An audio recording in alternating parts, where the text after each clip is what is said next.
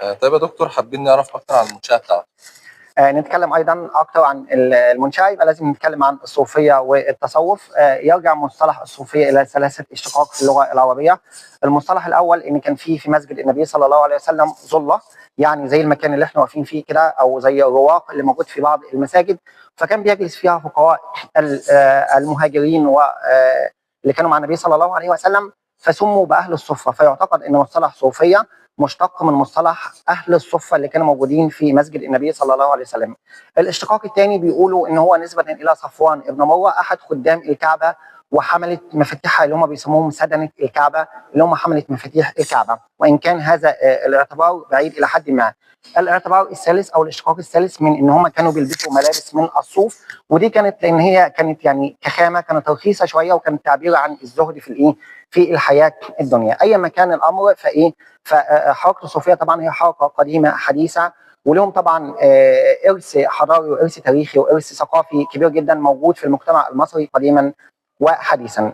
اهتم طبعا السلاطين زي ما قلنا سابقا ببناء الخنقوات للصوفيه لايوائهم كنوع من انواع الرعايه الاجتماعيه، وبالتالي جاء التصميم المعماري للخنقاء متماشيا ومتماثلا مع هذه الوظيفه، بيتمثل في وجود صحن اوسط مكشوف للاضاءه والتهويه، وهذا الصحن طبعا بتتوسطه الفواره او الميضاءه اللي موجوده علشان الوضوء في اوقات الصلاه.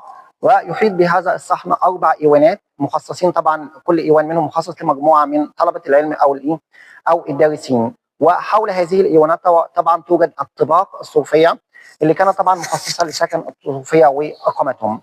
اكبر ايوان موجود في الايوانات الاربعه غالبا بيكون ايوان القبله اللي احنا متواجدين فيه النهارده.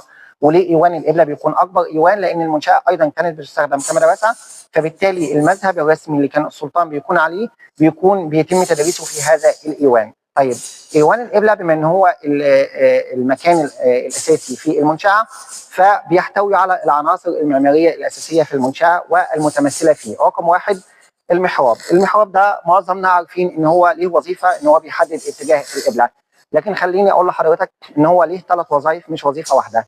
الوظيفه الاولى ان هو بيحدد اتجاه القبله.